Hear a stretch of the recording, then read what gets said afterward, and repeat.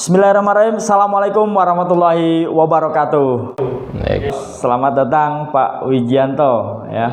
Oke, kita karena masa pandemi salam ya. Salam jarak jauh ya. Oke. Baik, terima kasih kedatangannya Pak Wiji. Alhamdulillah. Oke, teman-teman, sekarang kita akan ngobrol banyak dengan Pak Wijianto selaku Dekan Fakultas Ilmu Komputer Universitas Duta Bangsa Surakarta. Oke, selamat datang. Ini kita santai aja ya, ngomong tentang ada isu terbaru dan ini sudah berjalan nih Pak Wiji. Tentang kelihatannya menyenangkan. Sepertinya ini luar biasa ya kan. Nah, dan ini kebetulan bagi mahasiswa kayaknya sangat menyenangkan, tapi sayangnya pandemi gitu. Nah, kita nggak tahu kedepannya bagaimana tentang kurikulum Merdeka Belajar. Ya kan, luar biasa nih kurikulum Merdeka Belajar. Merdeka konteksnya itu sebenarnya gimana tuh Pak? Iya, tapi sebelumnya walaupun pandemi jangan patah semangat ya. Kita harus so must go on, tidak boleh berhenti. Gara-gara pandemi kita harus tetap jalan, tetap go ya. Ya, kalau hubungannya dengan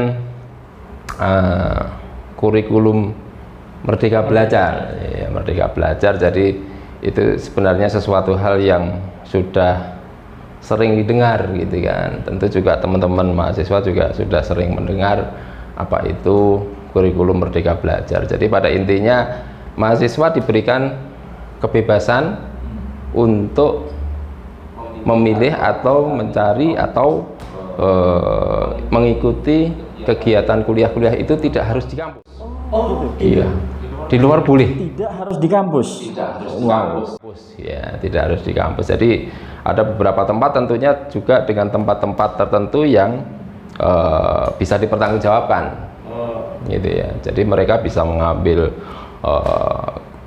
mata kuliah di luar kampus gitu kan. Bahkan di tempat-tempat kerja, tempat-tempat profesional gitu kan. Jadi mahasiswa bisa mengambil di sana. Tapi tentunya nanti kalau hubungannya dengan mata kuliah nilai ya nanti akan dikonversi. Jadi intinya nanti ada dikonversi gitu ya. Dan di Duta Bangsa khususnya di Vkom ini sebenarnya sebelum sebelum kurikulum ini muncul sebenarnya kita sudah mengarah ke sana gitu kan. Sudah mengarah ke yang namanya Merdeka Belajar gitu kan. Karena beberapa mahasiswa yang mengikuti kegiatan-kegiatan tertentu mata kuliah itu bisa dikonversi dari hasil kegiatannya. Apalagi sekarang ya sudah banyak kegiatan, baik itu yang internal, apalagi ada kegiatan-kegiatan yang dari pemerintah. Ya, itu ada beberapa kegiatan-kegiatan yang sudah mengarah ke Merdeka Belajar. Kurang lebih seperti itu. Sebenarnya di Vkom ini sebelum ada kurikulum Merdeka Belajar pun sudah ada ya kegiatan semacam itu. Sudah terbuka ya, sudah terbuka, kita sudah pernah merasakan itu gitu kan. Misalkan gini, ada mahasiswa yang mengikuti student exchange luar negeri. Iya, student exchange luar negeri. Kalau mahasiswa ke luar negeri, apakah kita meragukan bahasa Inggrisnya? Nah, saya yakin kan it's okay lah.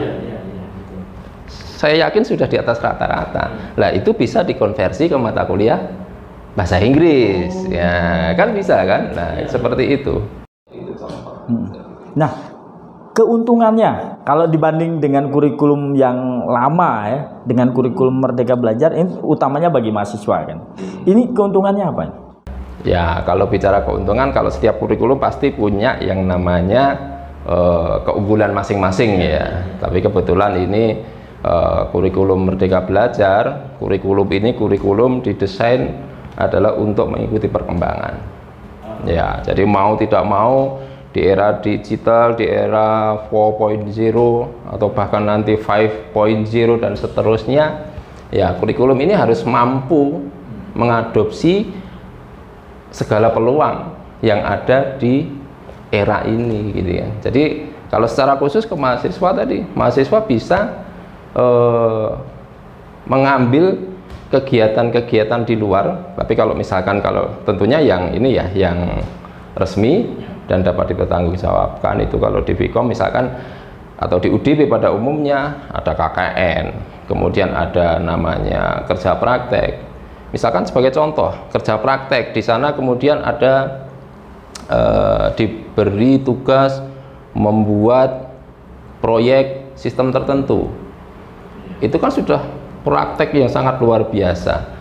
Nah, itu bisa dikonversi mata kuliahnya gitu kan, bisa diambil mata kuliah, jadi mahasiswa bisa mengambil poin-poin tertentu, mata kuliah tertentu yang ada hubungannya dengan di tempat magang sebagai contoh gitu kan. Itu contoh. Menguntungkan sebenarnya, dan itu lebih enjoy ya mahasiswa ya. Wah, luar biasa. Nah, kemudian kalau di kampus Vkom sendiri ya, Vkom ya, Fakultas Ilmu Komputer, itu terobosan apa yang untuk menyiapkan mahasiswa di apa namanya kurikulum Merdeka ini kira-kira? Oh ya, dari Fakultas Ilmu Komputer, terutama dari teman-teman, kebetulan kan ada program studi sistem informasi, teknik informatika, manajemen informatika, dan teknik komputer. Nah, dari keempat program studi ini kan dibagi menjadi yang S1 ada 2 program studi, yang D3 ada 2 program studi. Tentu ini juga berbeda, karena yang S1 adalah larinya ke akademik, yang D3 adalah ke vokasi.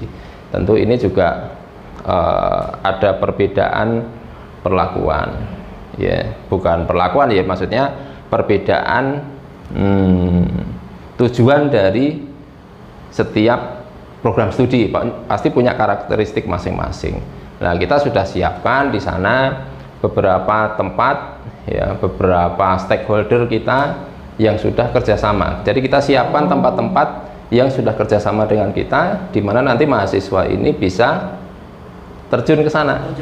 Ya, jadi tidak hanya tempat-tempat ini bisa perguruan tinggi lain, misalkan yang lebih baik, atau mungkin tempat-tempat kerja lain yang berhubungan dengan IT tentunya gitu. Dimungkinkan semisal mereka memang terbiasa untuk, karena memang ada apa namanya kurikulum Merdeka Belajar ini, bisa juga ya ketika mereka lulus itu juga langsung diterima di situ gitu. Oh, itu sangat-sangat terbuka lah. Jadi harapannya Merdeka Belajar itu di situ gitu kan. Iya. Karena kadang-kadang kita juga bisa melihat, kita bisa mengetahui, bahkan mungkin ini pengalaman-pengalaman yang sudah atau sangat banyak gitu kan. Banyak orang lulusan-lulusan tertentu bekerja tidak sesuai bidang. Nah, itu yang dihindari gitu kan. Makanya bagaimanapun juga sebisa mungkin ya, walaupun mahasiswa itu bekerja di luar jurusannya itu juga banyak gitu kan, sangat banyak, akan lebih baik lagi kalau dia bisa bekerja sesuai dengan bidangnya, sesuai dengan jurusannya. Tapi tidak menutup kemungkinan yang tidak sebidang ini bahkan lebih sukses juga banyak gitu. Ini kalau dari kesiapan tenaga pengajarnya ini bagaimana Pak di Vkom ini? Oh, kalau tenaga pengajar saya kira sudah tidak diragukan lah ya. Tenaga pengajar di sini semuanya bergelar master dan pengalaman tentunya gitu kan, tidak hanya dari sisi akademik ya. Sisi akademik terus dikembangkan, teman-teman dosen bahkan ada yang melanjutkan S3 sampai di dalam negeri atau di luar negeri. Nah, itu kan sangat luar biasa. Jadi ini untuk menyiapkan teman-teman mahasiswa semuanya untuk berkembang. Tapi tidak secara akademik, jadi secara non akademik kita juga menyiapkan tenaga-tenaga praktisi dari luar. Ya, entah itu dari alumni, entah itu dari studi yang menunjang kompetensi mahasiswa. Nah, cuman masalahnya di sini. Saya bahas ya, pandemi. Nah, itu gimana tuh? Ya, tentu kalau pandemi ini masalah kita semua ya. Ya, kita semuanya berdampak. Tapi sekali lagi di depan tadi sudah saya sampaikan bahwa jangan sampai pandemi ini menjadi penghalang kita. Ya, jangan sampai menjadi penghalang kita, karena kita belajar ada teknologi, kenapa tidak kita gunakan? Ya, teknologi sekarang banyak pilihan gitu kan. Sebagai contoh seperti ini kita bisa live ya, bisa live walaupun mahasiswa bisa menyimak ini dari rumah, dari manapun gitu kan, dari tempat kerja, bahkan dari di jalan gitu kan, bisa sambil mendengarkan. Jadi tidak bisa tidak, kita tetap harus terus maju, terus berkembang. Setahu saya karena Fakultas Ilmu Komputer ya. Nah, ini tentunya karena memang pandemi, kemudian mahasiswa juga di mana-mana tidak bisa kuliah secara offline. Keunggulannya apa ini? Karena situasi masih pandemi ini. Nah, apa terobosan dari Vkom ini sehingga mahasiswa tetap antusias untuk belajar gitu? Iya, tentu ini juga menjadi perhatian kita semua ya. Jadi untuk menjaga mood mahasiswa gitu kan, yang sudah hampir setahun ya. Hampir 2 tahun, hampir 2 tahun ini ya. Hampir 2 tahun ini teman-teman mahasiswa banyak yang rebahan di rumah gitu kan. Tapi rebahan-rebahan yang positif gitu kan. Istilahnya generasi rebahan tapi tetap menghasilkan gitu kan. Tetap ya positif lah. Jadi di sana banyak sekali terobosan-terobosan kita di Vkom ini untuk tetap menjalankan tugasnya. Ya, tugas kita sebagai pendidik, sebagai pengajar gitu kan. Walaupun itu mungkin secara secara formal maupun informal gitu kan. Kalau secara formal di kelas, di lab gitu kan, kita juga sudah melakukan kuliah secara blended gitu kan, walaupun juga dengan terbatas gitu kan. Ya, ini juga untuk menjaga menjaga mood mahasiswa supaya tidak lupa kampusnya. Jangan-jangan nanti setahun lali karo kampus gitu kan. Nah, itu sebagai salah satu contoh lah gitu kan. Jadi blended, kemudian kita juga menyiapkan atau memberikan sumber-sumber bahan pustaka, sumber-sumber pembelajaran lah ya, sumber-sumber pembelajaran yang lain. Jadi tidak hanya di kampus. Makanya kemarin di Vkom juga sudah kita terapkan yang namanya project based learning atau problem based learning ya. Jadi sesuatu ataupun tema-tema itu bisa diambil dari lapangan langsung. Dari mahasiswa bisa mencari, bisa membuat permasalahan sendiri, kemudian bisa dikonsultasikan ke dosennya. Jadi by project, by problem. Wah, itu justru sangat positif sekali untuk mahasiswanya. Harusnya sangat positif ya. Pada intinya kurikulum Merdeka ini sangat menguntungkan bagi mahasiswa. Oh, sangat sekali, sangat menguntungkan. Jadi terbuka lebar, terbuka sangat luas, banyak hal yang bisa dilakukan. Apalagi ini kemarin teman-teman itu juga, teman-teman mahasiswa itu ada yang mengajukan proposal untuk Wira Desa. Wira Desa itu dari programnya dari pemerintah ya, lewat Kemendikbud Ristek Dikti ya sekarang ya, namanya itulah gitu ya. Di bawah itu sudah ada program itu, bahkan ada program selain Wira Desa ada Bina Desa gitu kan. Nah, dari program-program itu nanti mahasiswa bisa mengambil, bisa mengkonversi kegiatan-kegiatan di situ yang berhubungan dengan mata kuliah. Kalau hubungannya misalkan Wira Desa, di sana ada hubungannya dengan kewirausahaan. Iya. Mahasiswa misalkan di situ nanti akan menang, akan praktek selama 6 bulan membina wirausaha di desa-desa tertentu itu yang menjadi desa binaannya. Nah, secara otomatis dia akan praktek secara langsung untuk proses wirausaha. Nah, itu bisa dikonversi mata kuliah kewirausahaannya. Dan itu ada di Duta Bangsa. Ada gitu kan. Sudah jalan gitu ya. Sudah dibuktikan gitu kan. Ya, teman-teman mungkin nanti bisa melihat itu ya. Teman-teman kemarin yang sudah dikonversi itu siapa saja, nanti dilihat datanya ada gitu ya. Luar biasa. Intinya Duta Bangsa sudah sudah menjalankan kurikulum Merdeka Belajar. Oh, ya. Sudah. Dan sudah jalan, dan itu impact-nya atau dampaknya sudah jalan untuk mahasiswa juga meskipun pandemi. Iya. Sampai itu berjalan. Mari silakan diminum dulu. Seharusnya. Oke, silakan diminum. Baik. Oh. Ini properti kayaknya.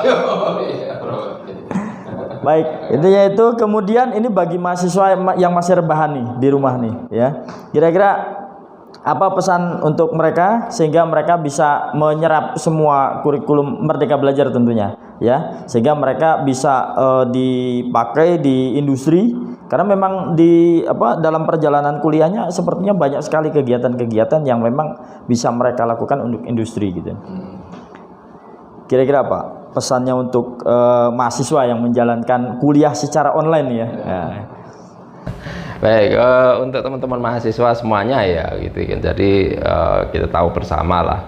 Oke lah, mungkin teman-teman mahasiswa di sini banyak kegiatan pendidikan perkuliahan itu dilaksanakan secara online, secara daring. Tapi sekali lagi itu tidak mengurangi makna ya. Tidak mengurangi makna dari perkuliahan itu sendiri, karena di situ sebenarnya hanya media saja yang diganti. Sebelumnya offline, sekarang online, hanya pergantian media ya. Mungkin beberapa konsekuensi oke lah hubungannya dengan kuota dan seterusnya. Saya kira itu sudah menjadi sudah menjadi kebutuhan kita bersama. Saya kira itu juga sudah tidak menjadi masalah harusnya ya, karena situasi seperti ini harus tetap jalan, tetap so must go on. Teman-teman mahasiswa tetap harus berpikiran positif ya, jangan lupa tetap harus mencipta mencipta sesuatu, karena implementasi dari ilmu pengetahuan adalah tindakan. Jadi kita tahu apapun tapi kalau tidak dikerjakan, no way. Tetap kreatif, tetap inovatif. Oke, terima kasih Pak Wiji. Karena memang waktunya sangat pendek sekali, nanti lain waktu kita sambung lagi. Oke, terima kasih sekali lagi atas kedatangannya di podcast Vkom ya, Universitas Duta Bangsa Surakarta. Terima kasih teman-teman. Assalamualaikum warahmatullahi wabarakatuh.